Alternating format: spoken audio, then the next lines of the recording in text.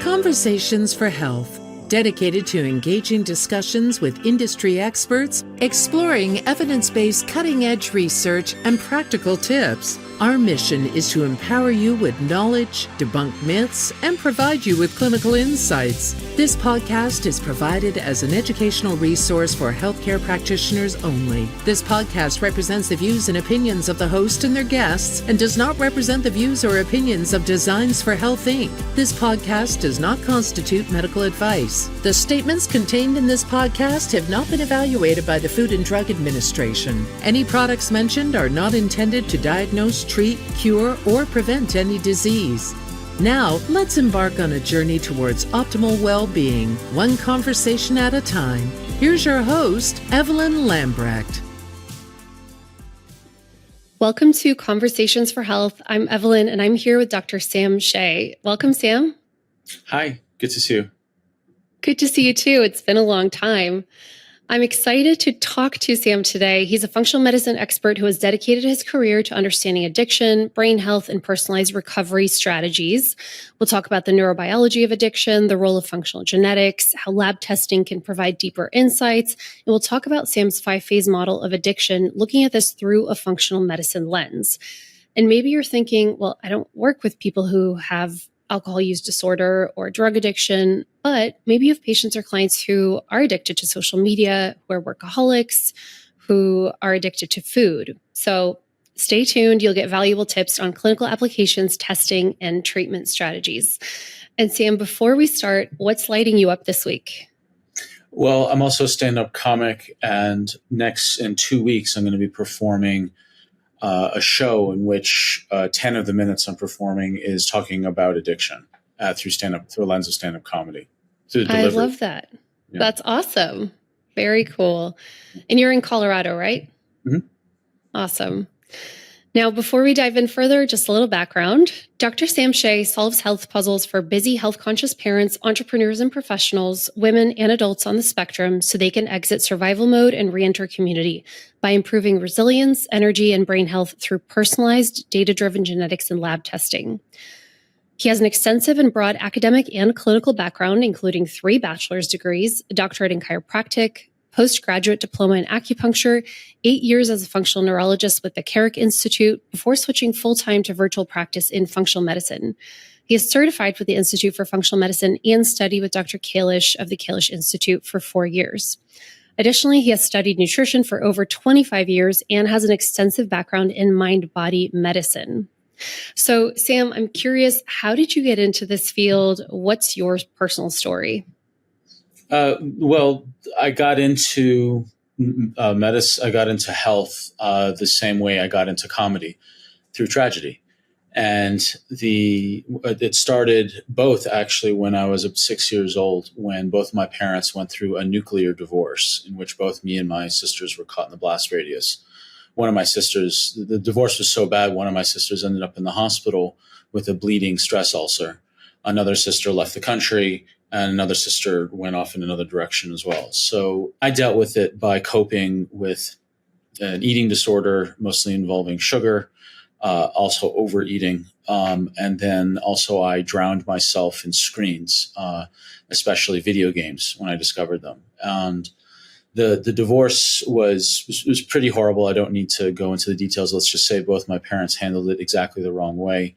On top of that, there was a lot of violence and hypocrisy at school in which no one protected me or held the moral flag that they were talking about but doing nothing about. So I retreated into screens and sugar. And in screens, it was primarily escapism through video games, and then studying, human behavior through watching comedy shows. I have Asperger's syndrome. I didn't find this out until 6 years ago.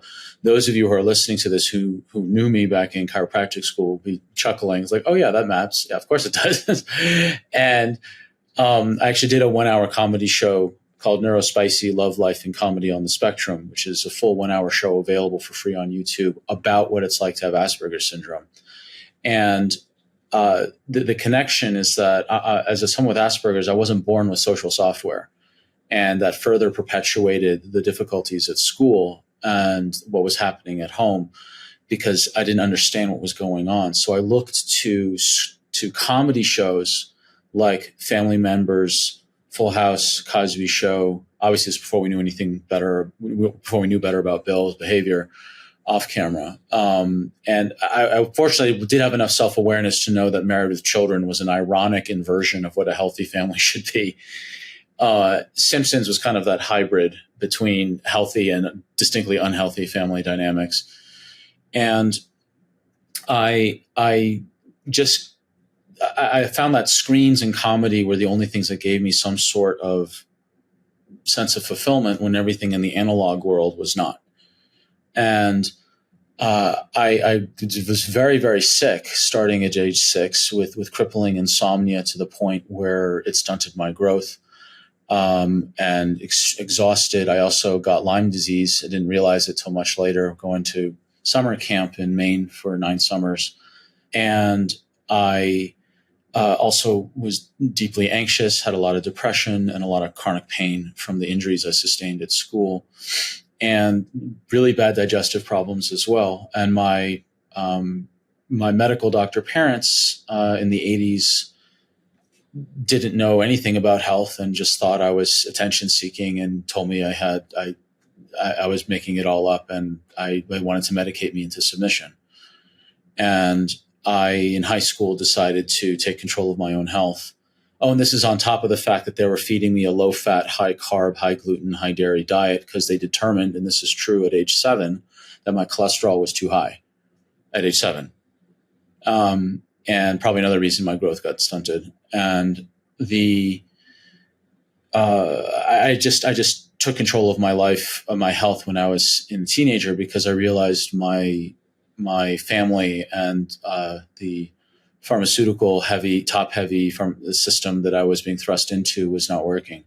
So I was supposed to be the 3rd generation medical doctor.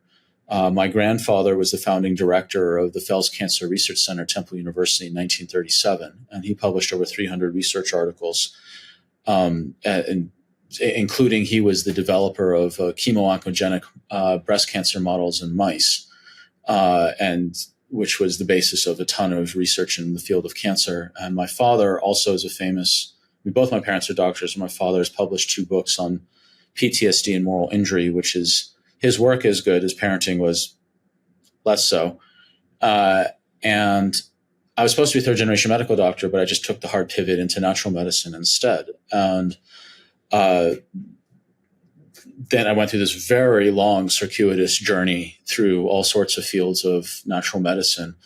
And over time, I overcame the video game addiction and the sugar addiction and developed a very specific model to explain the superstructure of addiction as such, of which you can plug in video games, sugar, alcohol, shopping, sex, gambling, doom scrolling, exercise, whatever it might be, whatever the vice of choice is, that the model will explain any of them and also fill in the gaps of existing addiction models, and then help seemingly warring addiction models who are fighting with each other over dominance actually help see where they fill in the missing gaps of each other. So the intention of the model is to act as an umbrella model in which all of the different models can now start working together under one coherent system. And that's my goal. That's my long-term play. It's a 50-year play, but it's my long-term play is to change the way the world sees addiction. And it's going to be a bit of a journey, but it's things like this that help move that forward. Yeah. Thank you so much for sharing your story. And I'd love to dive deeper into that model. So can you tell us, what do you see as the 5 phases of addiction?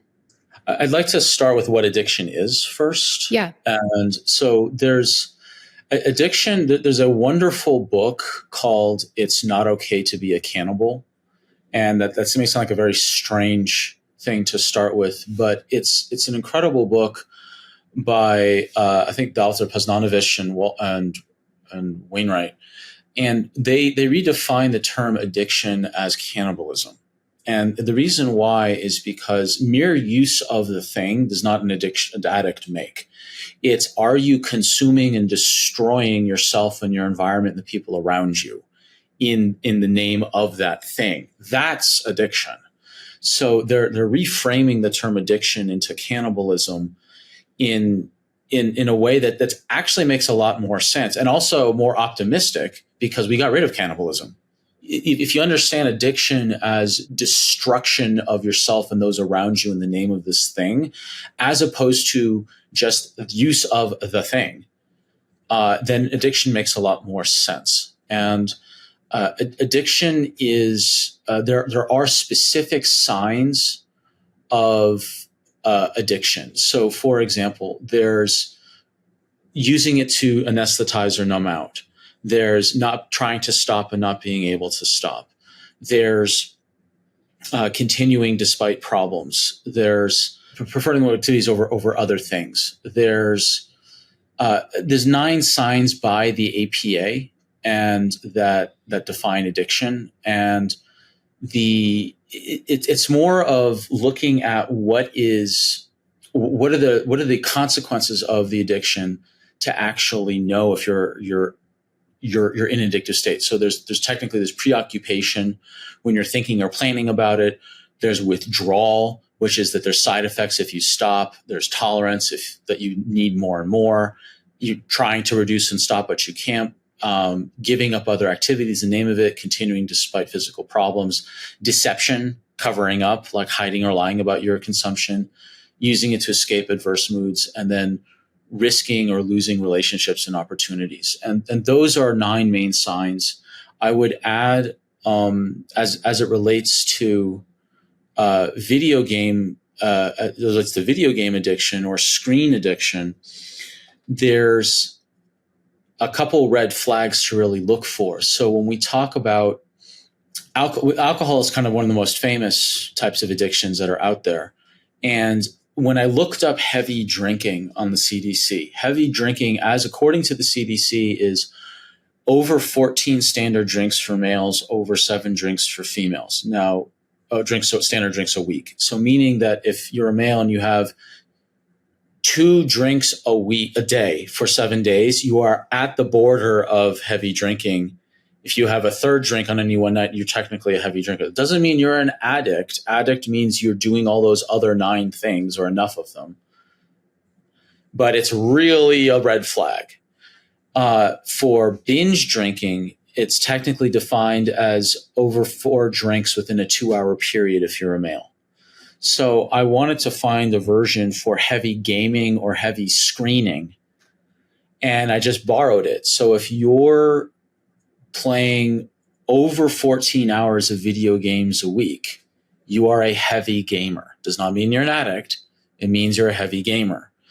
And you can replace video games with social media scrolling, like non-productive, not like just clearly just out to escape or whatever the screens are used for. Same thing with heavy sugar use.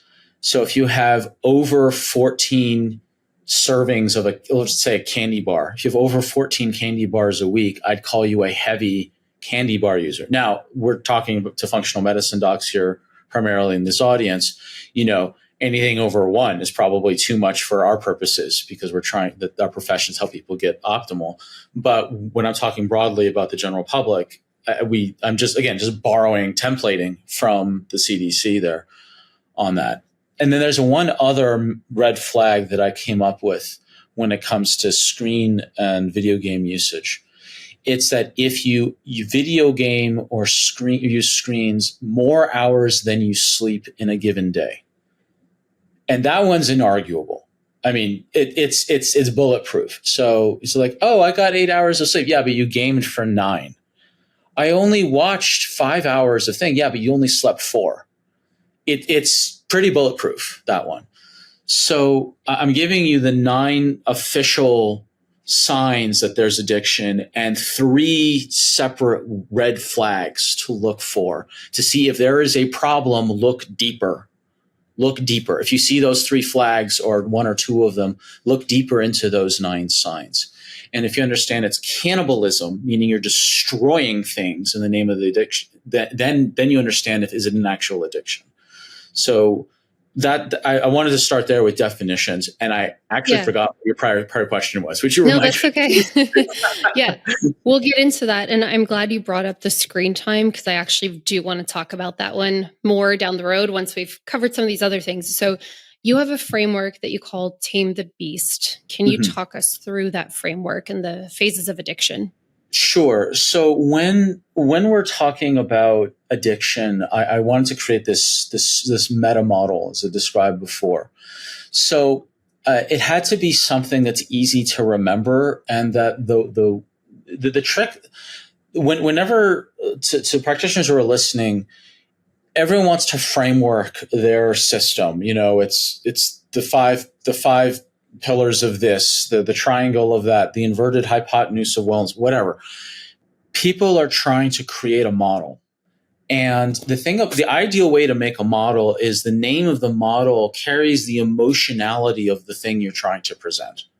So Tame the BEAST of addiction is my registered model. So BEAST, BEAST, it's this 5-phase model of all addictions.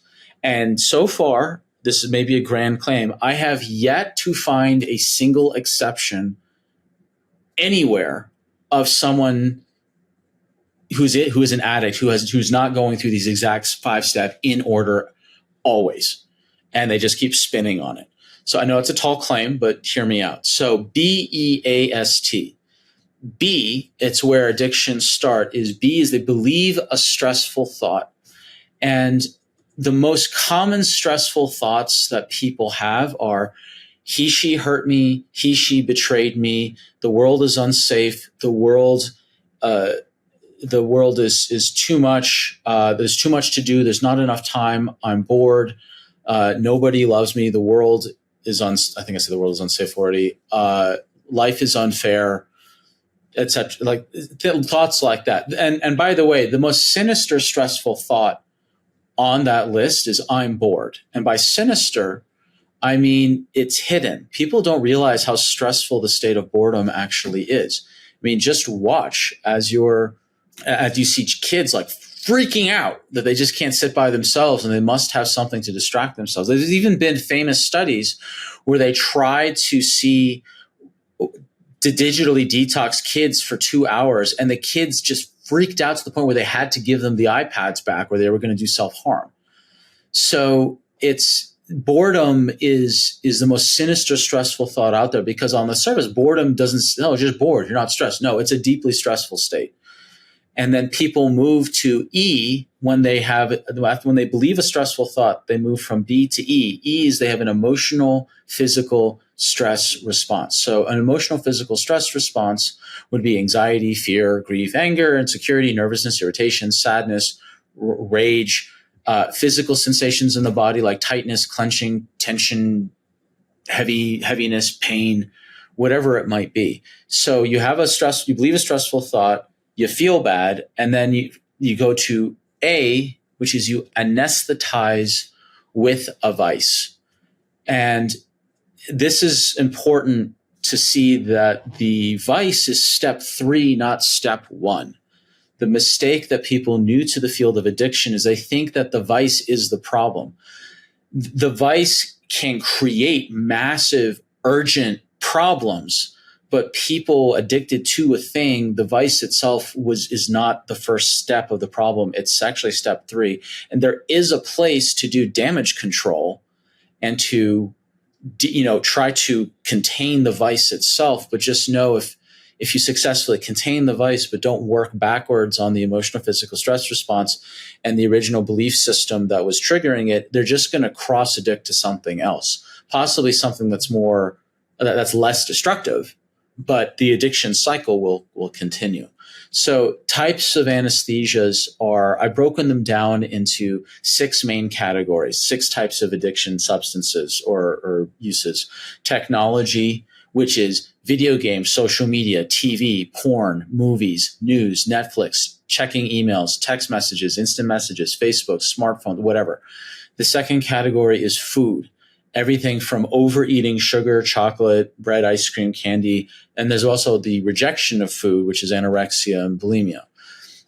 Behavior, gambling addiction, sex, workaholism, thrill seeking, kleptomania, recreational substances like alcohol, cigarettes, street drugs, weed, tobacco, pharmaceutical addictions, opiates, stimulants, etc. And then there's there's non-pharmaceutical stimulants like coffee, energy drinks, soft drinks, and so on. So those are the 6 categories of identified as the types of anesthesia that people use to numb the stressful feeling from believing the stressful thought. Then once they use, after A, anesthetize with a vice, then they go to S, which is they smolder in the consequences. So so again, when designing a framework, you want to capture the emotionality with using the acronym. You don't want a random acronym. You don't want an acronym that actually captures the emotionality. So smolder is that smolder actually stands for the 7 types of consequences, SMOLDER. But smolder as a verb is that slow burn. If anyone listening to this has ever like been in the grip of a vice and they use it and they just like, afterwards, that's the feeling, that's the emotionality of smolder. And that was the hardest part of this model to create, was to how can I create this emotionally accurate acronym? So smolder are the 7 types of consequences that addicts experience. Now, the depth and diversity of these consequences vary wildly between vices, between individual people, between cultures. It is wildly, wildly different. The categories are the same. The details can be completely different. So the 7, for example, video game addiction has a very different set of consequences than meth addiction. Very different. Still an addiction, one or the other, but very different set of consequences. So the 7 categories are, for smolder, S, societal consequences. So with video games, it is obviously not a part of the Amish or low or no tech cultures. But in South Korea, and this is true, video games are the national sport. Like soccer in many countries or rugby in others. It's literally video games in South Korea. So video games are celebrated. In fact, the number 1 League of Legends player in South Korea, some of you listening have no idea what I'm talking about. Those of you with kids may know exactly what I'm talking about. The number 1 video game player in South Korea was going to be conscripted to the mandatory draft service of the army. There was like near riots. And people are like, what's the big deal? It's a video gamer. Well, imagine if Michael Jordan in the 90s was suddenly drafted. You don't think there would have been a bit of pushback? Just a smidge? Like, it's the same thing. You may think it's ridiculous, it's video games, but you know what? It's not your culture. That's their sport. It is what it is.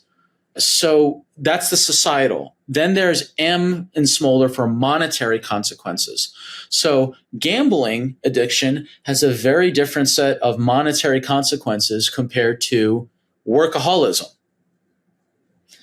The O in smolder stands for occupational, or depending on your age, educational consequences. So your vice can destroy your occupation or your educational opportunities. The L in smolder is legal consequences. So there really aren't that many legal consequences to video games, except in some countries they have what's called a Cinderella law, where your children under the age of 16 or 18, depending on the country, are not allowed to game between like midnight to 6 a.m. That actually was implemented in South Korea, but they had to rescind it because there was so much theft of the personal identification numbers of adults. Now, people may not know this, but in South Korea, every person has a personal identification number to log onto the internet. Okay, if you think Big Brother is bad, just go to South Korea, where they literally track everything of you at all times, everywhere. And you may not log in unless you use it's like they put in your social security number to log into the internet. So what was happening is all these kids were being savvy and stealing adults' numbers in order to be able to play. So they had to change the law. And you can read about it on Wikipedia. It's fascinating, a bit Orwellian, but here we are. Then the legal consequences of video games are effectively none to very little, whereas the legal consequences of illegal street drugs are very, very highly consequential. Then there's D in small, which is the domestic consequences. So that's your home space. Like, how does your usage affect your home life? And so you can be living, the D is different from the R in small, which is relationships, because you can be living the domestic situations that you've just like isolated yourself and you're living by yourself and you're lonely and you're just living alone. Or it could be like you don't clean up your, like there's famous video streamers where the guy literally has candy bar wrappers up to his armpit playing because he's just never cleaned his room in years. He's just playing video games, streaming all day. Domestically, you get into fights about your alcoholism, or domestically you're an abuser, or you're being abused because of your usage or whatever it might be. Then the E in smolder is for energy/health. So clearly someone who's got an exercise addiction has a different health arc than someone who's got a meth addiction. Then the R is the relational consequences. And that's pretty self-explanatory. And it's the one letter that has the most common ground with the least variation amongst all the vices. It's the one thing that most people will experience similar consequences to, is the relational consequences. So then we'll get to the T. So the B, yes. The B is we believe a stressful thought. Mm-hmm. Then we have an E, an emotional physical stress response. Then A, we anesthetize with a vice. Then we S, we smolder in the consequences. Then we T, have terrible thoughts about ourselves from the consequences we rendered, from the vice we used to numb the feeling we felt from the thought we believed. And this is real important. The new thought we have about ourselves is different than the thought that began the addiction cycle. We have a new thought like, I'm a bad person, I ruined my health, my career, my relationship, my this, that, I'm a bad person. Then if I believe that new terrible thought, then I feel bad, want to numb out, have consequences, have another terrible thought. If I believe that, then I feel bad, I want to numb out, and the cycle just keeps going and going and going. The thoughts, the key thing I learned from Byron Katie, who I know people are familiar, it's called The Work of Byron Katie, actually lectured at her 2017 annual conference on this model and how I use her methodology to help people identify and question their root stressful belief systems. I learned from her that the thoughts that perpetuate addiction are not the same thoughts that initiate addiction. So most people are trying to chase after the I'm bad thoughts as opposed to going back to the world's unsafe, I'm bored, he, she hurt me, he, she betrayed me, I have to make a decision, there's too much to do, there's not enough time, et cetera, et cetera. So that's the model. And then functional medicine fits into all five of those phases and what to do. Let's dive into that more, though I do have some follow-up questions, and thank you for explaining that so thoroughly. So one thing that comes to mind is with the behaviors that people exhibit. So I interviewed Dr. Austin Perlmutter last season, and one of the things we talked about, because he talks a lot about neuroinflammation, is, and I saw him give a talk on this and I thought it was phenomenal, but often there's that like biology versus psychology model. And so here you're starting with the psychology, right? Like we have believing a stressful thought. So I guess I'm wondering, what about the part where because we're, dysregulated, inflamed, all of those things because of our lifestyles, like the way we eat, sleep, drink, yada, yada. And I'm not talking about alcohol. I'm talking about even like not drinking enough water, right? But just all of those basics of lifestyle medicine, those perpetuate inflammation. And so those, could those cause those stressful thoughts? I'm curious on that, psychology versus biology part. So we're getting into phase two. So where functional medicine sits mostly is in the E, the emotional physical stress response, in which we have lowered resilience based on our genetics or epigenetics, or nutritional states of inflammation, all the rest of it.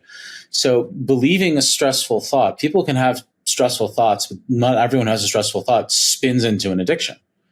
Mm-hmm. So it's the E phase, the second phase, the emotional physical stress response, where to get out of that phase, that's where functional medicine fits in, to increase resilience by working on inflammation, our epigenetics, hydration, exercise, diet, getting out of toxic, like we know of Lyme rage, like people have infections that affect their resilience. And so they're much more readily able to act on their stressful beliefs because the dampeners are gone and they just flip into rage because of the Bartonella or whatever it is. Functional medicine fits squarely in lifestyle analysis and lab analysis to increase the resilience. So people, when they believe a stressful thought, it doesn't immediately spin people into an addictive cycle.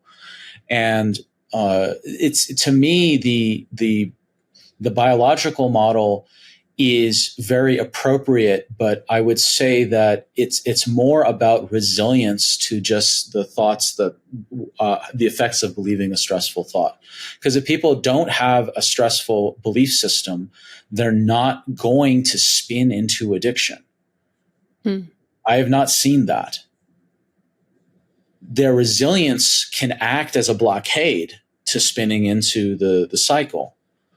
So they're connected, but I don't think biology is prime. I think it makes people way more vulnerable to addiction based on their genetics and their lifestyle and all the rest of it. Gotcha. And then with this cycle too, I mean, you're constantly in all of the parts, right? It's not like it kind of like goes into each other perpetually. Is that right? Sort of. When people are in the thick of it, it can feel like the cycle is spinning. It's kind of a blur. So that's where the Tame the BEAST of addiction comes in. So Tame stands for take a breath, accept you're in an addiction cycle, make a decision to exit the cycle, and then exit the cycle. So the Tame is a way to create some psychological distance using like breath and mindfulness to say like, whoa, okay, am I believing a stressful thought, or am I really stressed out right now and I'm about to reach for the thing? Am I in the middle of using the thing? Am I careening from all the damage from using the thing? Or am I spinning out psychologically from the damage I wrought from the thing? So it's important to create a sort of a stopgap system to create a pause and some distance to see what phase you're actually in, because each phase has a different intervention. We talked about the second phase, which is functional medicine, and that, sleep hygiene, exercise, diet, all those things I mentioned, testing, genetics, well, all that's there.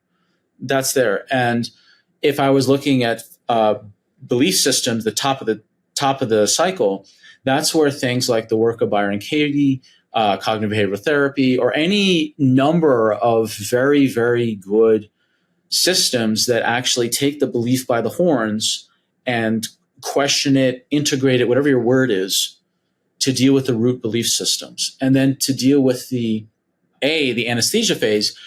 When you're dealing with a vice, you can look at as the remove, reduce, replace. Those are the three different ways to deal with a vice. You get rid of it. You actively reduce it. Like if you're overeating, you can't get rid of all food because you'll die. And then there's replace. Now, replacing is not the same thing as cross-addicting. It may look the same. So, for example, a lot of people go to Alcoholics Anonymous, they switch to being addicted to exercise, but at least they're not drinking. And I'm not saying, like, I have my criticisms of AA, but I also have my gratitudes towards it. So for some people, just merely not going into blackout violent alcoholism is a huge win, no matter what the cost, even if it's trading it for sugar, caffeine, or exercise, or whatever, or going to meetings. So the replacing is you consciously switch to a less damaging vice in order to buy time to work backwards, to work on your resilience and the root belief systems. Cross-addicting means you just simply swap out for a different vice and you continue spinning in the cycle. It's the directionality that makes the difference between cross-addicting and you're continuing the cycle, or replacing was you're consciously buying time to go backwards in the cycle. And then the intervention for the smolder phase is you make amends, you reverse the damage. You go through, I have a checklist for people to like, what is the damage you've done in all 7 sectors? And then what is the single first, easiest, most winnable step to reverse the damage, which then builds momentum and positive directionality to actually make the change. And then the T phase, when it's, I have terrible thoughts about myself, that's when you reach out for help. This is where people have to find community. They have to find a group. This is where people get into AA, because there's a plug-in community, or plug into any community, or just talking to people they can trust who will help them, as opposed to like shame them.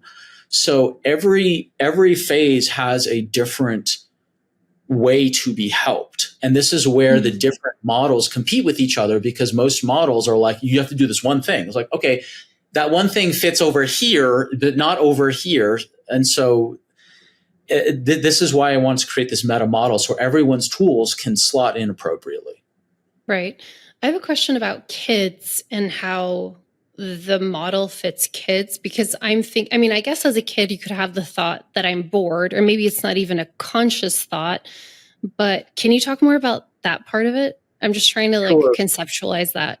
So the first thing to understand about kids is that they're sponges of everything around them, including the stressful beliefs that are in the news, on television, or from their parents or from the school system. You're not good enough. You're expensive. You're a burden. Those are the 3 things my parents told me in so many words repeatedly for, 2 decades. And that I took that on. And then there was all the school bullying and assaults and all the stressful beliefs that were there. So kids are very absorbent of the stressful beliefs. Number 2, they're way less resilient because they're sponges. They're way less resilient. So there's a high vulnerability. I mean, this is why you don't allow cigarette commercials to kids. There's rules around certain things that are known vices that you cannot advertise to children. So the other thing that people should be aware of is that there's some neurobiology components, particularly when it comes to screens, that make screens particularly dangerous when it comes to children. So with screens, you've got the physical, you've got the endocrinology of why people are kids and also adults are glued to the screen. So whenever screens trigger a stress response, you spike cortisol. And when you spike cortisol, you go into your lizard brain effectively.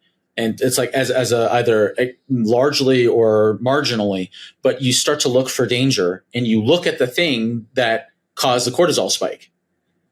And that's just hardwired, because we're built on a hunter's platform evolutionarily. So you look at the thing, and are you predator or are you prey? So when there's a stress response, you look, you fixate, you saccade, you target. And so you've got the hormonal response, and you've got the dopamine compulsion loops that come from a variable reward system. So for example, in video games, loot boxes, meaning that you get random loot or random items or a random generated thing in a video game, that's the same thing as pulling a slot machine. So there's the video game industry harnesses the same dopaminergic circuitry as casinos, literally, to the point where you can actually go into Wikipedia and look up loot box. And at least at the time when I looked at the page, loot boxes were banned in video games in China, Singapore, Belgium, and Minnesota.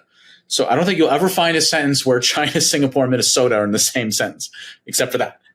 And then there's the other thing behind being glued to screens. And I truly believe I'm like the only person that talks about this or has talked about. I've talked about this this specific thing since I think like 2013. It's called the tectospinal reflex as it relates to screens and video games. So the tectospinal reflex is a hardwired reflex in the brainstem, specifically in the mesencephalon or the midbrain. Tectum refers to those 4 bumps on the anterior or front surface of the brainstem. 2 bumps on top, 2 bumps below. The 2 on top are for the eyes, the 2 below are for the ears. Tectospinal, so the reflex is the bright or bright lights or moving lights or changing color lights or sharp sudden sounds goes in directly to the brainstem, doesn't go through the frontal lobes, doesn't go into the occipital lobes, bypasses the entire upper brain structure. And then the output is to the spina, which is the neck, to turn. So when you hear a loud noise, that activates that you turn suddenly to look at the thing. You're reading and suddenly your eyes dart up and you see a fly. You never knew it was a fly. Your eyes just darted there. That's a hardwired reflex when we're hunter-gatherers. If we're walking in the bush and there's like a quick flash of orange in the corner of your eye, you don't go, oh, is that a tiger? Is it old? Does it have its teeth? To borrow a line from Dr. Chestnut. No, you look quickly and your cortisol is firing now because you don't have time to fovealize to see if that thing's a danger to you or not. So what happens with screens is that what is a screen? It's a rapid ongoing assault of changing colors, light, brightness, and sound. So you're just like locked in, glued to the screen, firing your sympathetic nervous system and cortisol constantly. So, and some of these children's TV shows are so sinister. They know it. They make these squiggly moving characters. So it's the constant agitation of the boundaries and the borders of the frame of the person that they can't stop looking. That's why MTV had less than 3-second frame shifts, camera angles. They keep switching under 3 seconds to keep triggering the tectospinal reflex to keep the teenagers hooked in. So so children are vulnerable, especially vulnerable, I would say, for those reasons. Wow. That's intense. And I just think of even, how much screen time is required just for our daily jobs, right? Or for like the way that we just conduct our lives these days. Totally. Let's talk a little bit more about solutions. So I'd love for you to take me through and maybe share like an example from your practice and how you used this model to help them overcome an addiction. Sure. So what I do with practice is that, I'll give an example of someone with alcohol. I lived in New Zealand for 8 years. And so the national sport second only to rugby is alcoholism. There's so much alcohol in New Zealand that no one really talks about because they've got great PR over there. But alcohol use is pretty awful.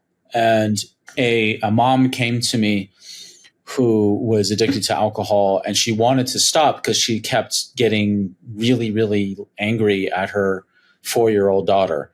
And I mean, one day she brought her daughter with her, and her daughter's like the cutest button of a child, like very sweet, very innocent, just like wanting mommy to not be angry. And the mom was completely torn up about her behavior because she saw how unnecessary and cruel she became when she was on alcohol. Now, that illustrates the most important step to working with people with addiction. Do they need the help or do they want the help? The very first question I ask when someone asks me, hey, I have an addiction or my relative is struggling with video games or food or whatever it is, my first question is, do they want the help? Do they need the help or want the help? And then there's a nervous laugh. And it's like, they really need the help. It's like, okay, do they want the help? Not really. It's, okay, then I can't help you. That you need an interventionist. So the difference between an interventionist and this model is an interventionist gets people from need help to want help. This model is from want help to succeed at getting succeed at the help. So the first step is, do they want the help? And so this mother wanted the help. And what I did with her was, number one, walked her through this model and helped her identify. We just went through the 5 phases. We identified the stressful beliefs that preceded the stressful feelings that led to the use. We then looked at her functional medicine. We looked at her lifestyle. We looked at her labs. We ran liver panels. We ran. This was in 2014, I believe. So it's been about 10 years. I remember the office we were sitting in. So we did an entire analysis of lifestyle and labs, and we also looked at her community. And I told her that, look, based on your labs, you have to quit drinking for at least 4 months because of the state of your liver. And she got real quiet and stared at me. And I said, what's the hesitation? And I actually knew the answer. I just wanted to hear it from her. She said, my friends all go drinking, and I don't know how they'll react to me not drinking. And I said, well, you'll find out real quickly who your real friends are, won't you? She laughed, and I said, I'm dead serious. And she said, I know, that's why I'm laughing. And I actually had to help her construct, I actually wrote an article about what to say to your friends who want you to continue drinking from this. She actually had a friend who they went drinking on Friday nights for two or so decades. She told her friend, hey, I just got to stop drinking for 4 months. I'm happy to come with you. I'll just have a soda and lime. I'd love to spend time with you. My doctor says I can't just do alcohol because of a liver issue. I still want to hang out. And I coached her on what to say. As you can, I coached her to say this, and she agreed with it. And then she told this to her friend. Her friend went real silent. And said, quote, call me back when you start drinking again, and hung up on her. And that me and my patient both had a laugh about that. It was quite a rueful laugh. So the important thing about addiction is when you're assessing lifestyle, you cannot ignore the community and the social environment in which the person is living. You cannot ignore that. That is one piece that I think a lot of functional practitioners miss because they're so fixated on like, what's your CRP levels? What's your liver enzymes? And they're like, how about the externalized liver problem of the community that's surrounding you that's drinking?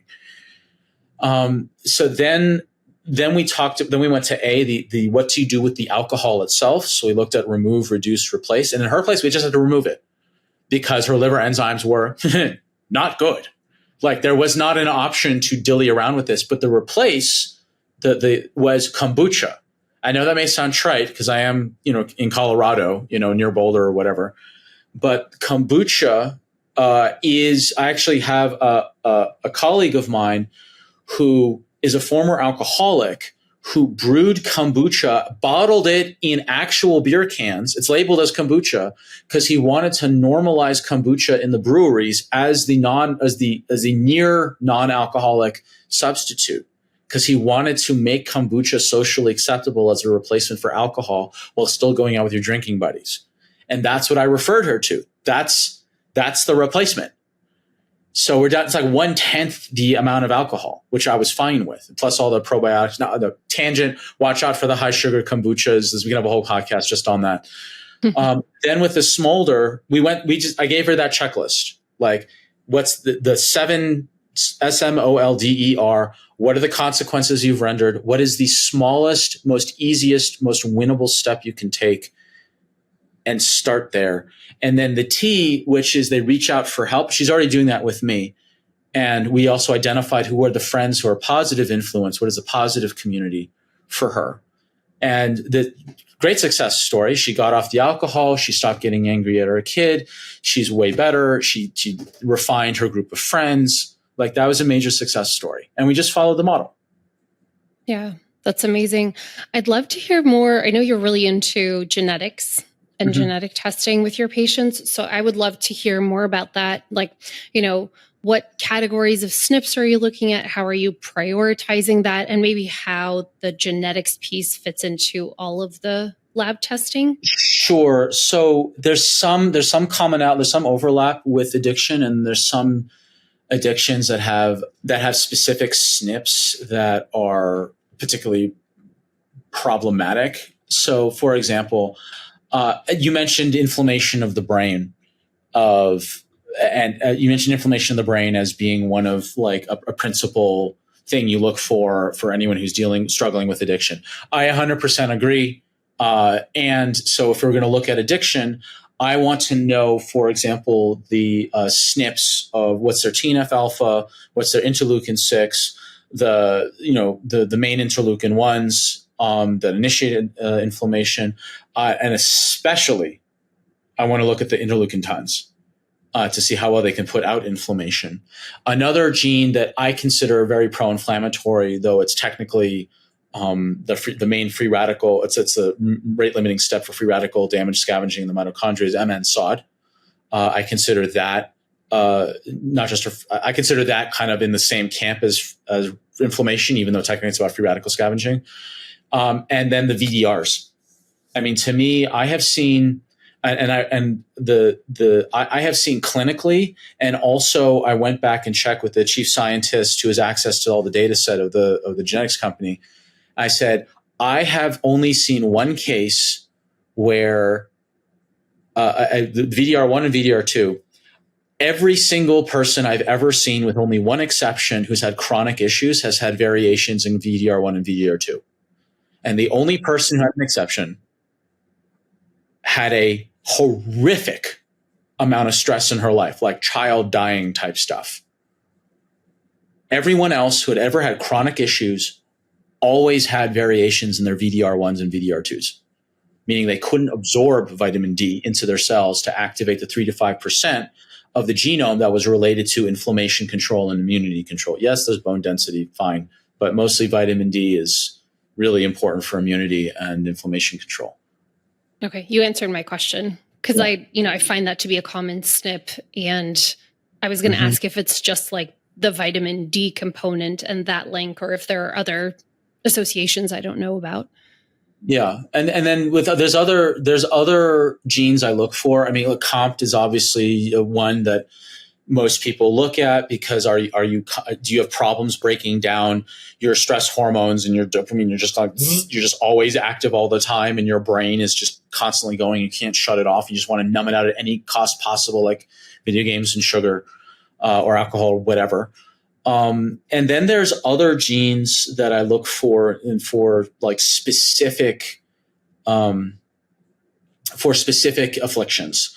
So, for example, if someone is dealing with alcohol, I look for some specific genes in regards to bitter taste perception and sweet taste perception, because alcohol is both like bitter and sweet.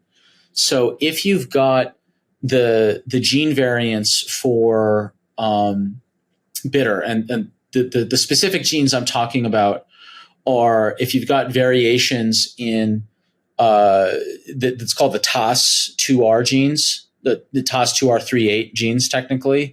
That means if you got variations, you're not averse to bitter, meaning you're not a super taster of bitter, which means you're not averse to the bitter flavor of most alcoholic beverages. And then if you've got variations in the TAS1R2 and TAS1R3, that means you crave sweetness also. So if you're not averse to bitter and you crave sweetness, then you can overconsume alcohol because you're craving it. But then there's another gene when you're looking at alcoholism. If you have this is going to sound very strange to people, if you have a green dot in the ADH1B and the ALDH2, the aldehyde genes, what that means is that you can metabolize alcohol really well, so you don't get the flushing. You don't get the immediate acute toxicological effects of alcohol. So when you combine those three together, you don't mind the bitter, you crave the sugar, and you can pound alcohol without an immediate acute effect. That's a recipe for alcoholism. Those are the three sets of genes I look for specifically around alcoholism. That's super interesting. I want to go back to the COMT genes, because I think they're, prevalent, and I think they apply to so many addictive behaviors. And I'm curious then, what is your intervention? Are you giving support based on those SNPs, or does it still depend on what other testing you're running? I'm curious about that. So it's always best to run a full court press of labs if you're dealing with the true addict, and to just rely on genes alone is really good, yet I think insufficient. So I just want to put that right at the top. I would not be confident that genes alone is sufficient to help an addict for testing. I think it'd be critical, but you need more. So and also that lab testing does not replace lifestyle analysis and community analysis. Right. You cannot separate those two or ignore those and just run to testing and think it's going to be red yellow brick road the whole way through. Okay, enough asterisks and disclaimers on that. So when I'm looking at COMT, there are two strategies. Number one, you look at COMT itself. And so, look, my favorite thing is magnesium threonate. Just give them a ton. And and sometimes L-theanine is not a good idea, because if they've got SNPs in their MAOA genes that go in the wrong direction, L-theanine can be problematic. And so there's magnesium threonate is kind of the safest bet there. But more importantly than that, and this is really, really important when it comes to genetics analysis, and it's the thing that most people, even people who do genetics all the time, miss. Not all genes are created equal in terms of their hierarchy on their effects on health. Methylation is subordinate to inflammation. I don't care what Gary Brecka says.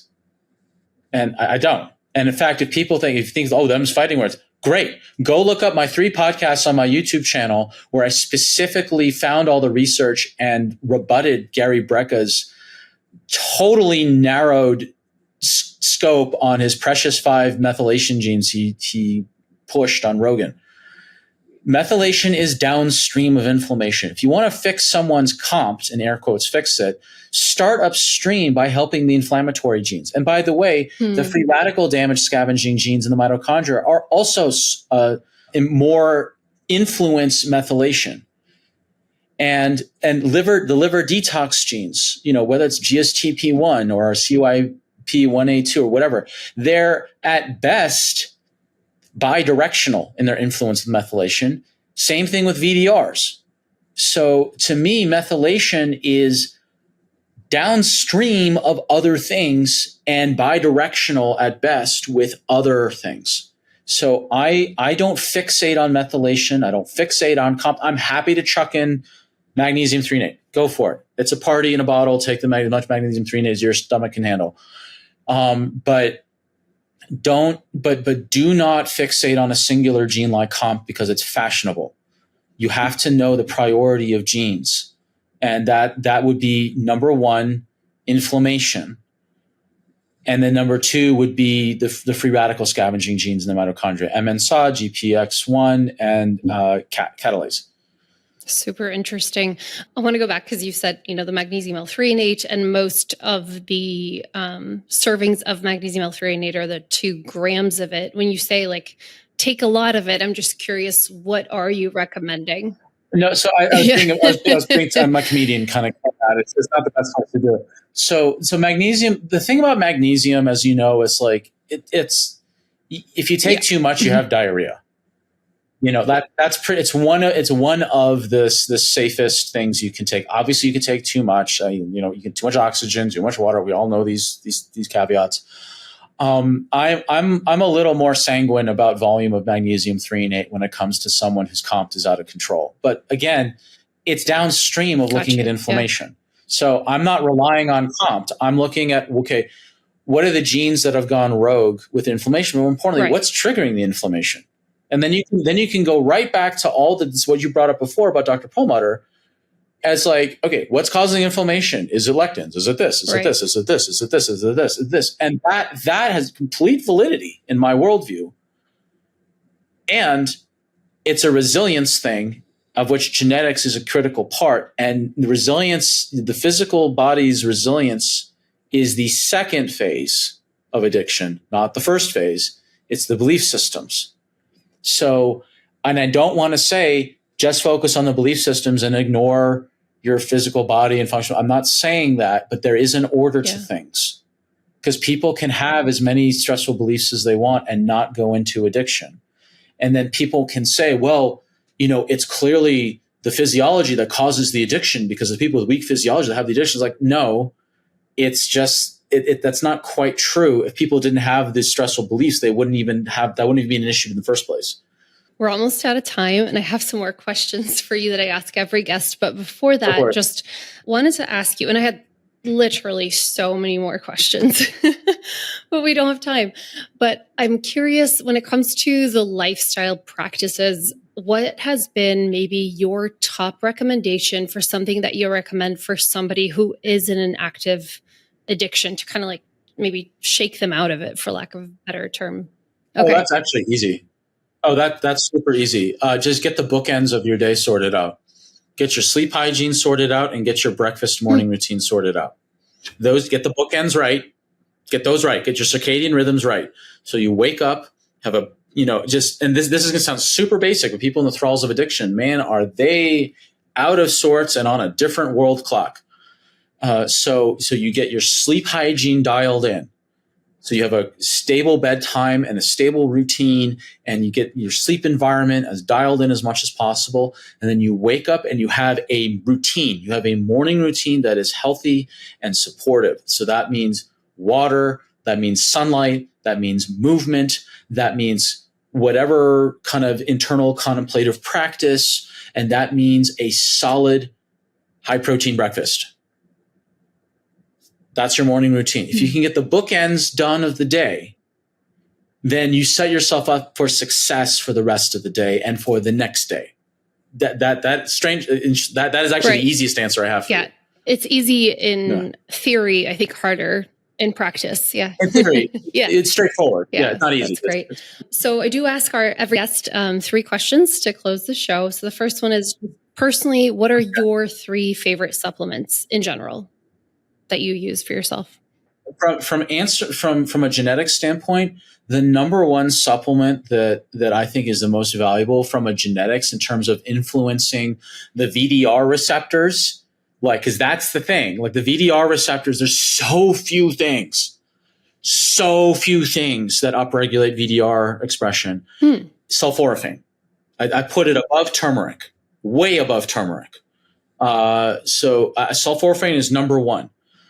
Number 2, with that, it's dependent on if someone's deficient in vitamin D. So if they're deficient in vitamin D, it would be sulforaphane, vitamin D. If they're not deficient in vitamin D, I would put a highly absorbable broad spectrum B vitamin that actually has some of the extra components like betaine and other things.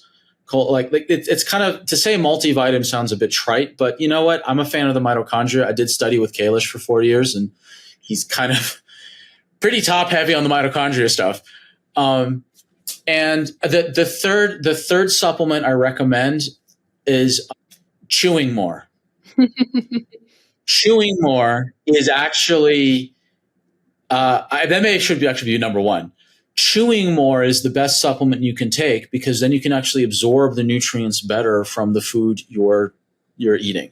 So chewing, sulforaphane, really, really high quality, broad spectrum multivitamin. Now, if someone's really struggling with, with inflammation, all the rest of it, it could be like higher dose fish oil there's so many things to pick from, but those 3. Okay. And thank you. And good reminder always about the chewing. What are your favorite health practices just for yourself, or maybe like your top health practice aside from what you just described about the bookends of the day? Getting a dog. Oh, I love that.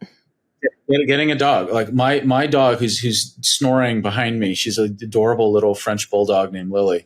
She has helped me so much because I get up and I walk her for a half hour in the morning with a 50-pound rucksack on my back. And nice. I am out, I am moving, I am training. And I also, she helps me break out of whatever solipsistic drama I'm in, because I have to take care of her because she's reliant on me. And she makes me more playful. She's a great she's very kind of a social ease because everyone loves her and she's so adorable and pettable. Getting a really solid pet that you deeply care about that gets you out of the house is one of the most important things you can never do for your health, at least for me. I love that. Love that. Thank you for sharing. And final question for you. What is something that you've changed your mind about from all of your years working in this field? That addiction was a deep, personal, irreparable failure, as opposed to a consequence of things that I could control. I just didn't have the awareness or the tools to do it. So I wasn't aware that I could change my belief systems until I got to high school and found a mentor. I wasn't aware about all the different ways to adjust my lifestyle because I was just living by the diktats of my highly educated yet deeply ignorant parents when it came to health. And that addiction is a consequence, not a personality failure. There are personalities that are more prone to it, for sure, but it's an adaptive behavior.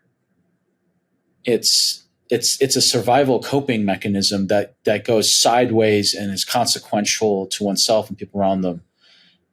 But it's not me. And this is where I disagree with AA, where they say once an addict, always an addict. I'd say, and that you can never, I'm not encouraging people to go back to alcohol because suddenly they declare I'm no longer an alcoholic. But just to make the point, if that you follow that same philosophy of food addiction, then you have to quit food forever. That doesn't make any sense. And I don't think addiction is a permanent fixture. I think it can have a lot of permanency to it, but it's an adaptive strategy that went sideways real bad, and you have a lot of tools and resources to work out of it. Yeah. Thank you so much for sharing, and thank you for sharing all your expertise with us today. Really appreciate it. And where can practitioners learn more about you? They can go to drsamshay.com. That's drsamshay.com. They can also put in my name, Dr. Sam Shay, into any podcast player. Been on so many podcasts. Those pop right up. You can go onto my YouTube channel at Dr. Sam Shay to YouTube. My comedy material is there as well, including my 1-hour show. There's a whole comedy playlist there, and I'm all over the socials, so it's pretty easy to find me. Awesome. Well, thank you so much. And thank you for tuning into Conversations for Health today. Check out the show notes for resources from today's conversation. Please share this podcast with your colleagues. Follow, rate, or leave a review wherever you listen. And thank you for designing a well world with us. This is Conversations for Health with Evelyn Lambrecht, dedicated to engaging discussions with industry experts, exploring evidence-based cutting-edge research and practical tips.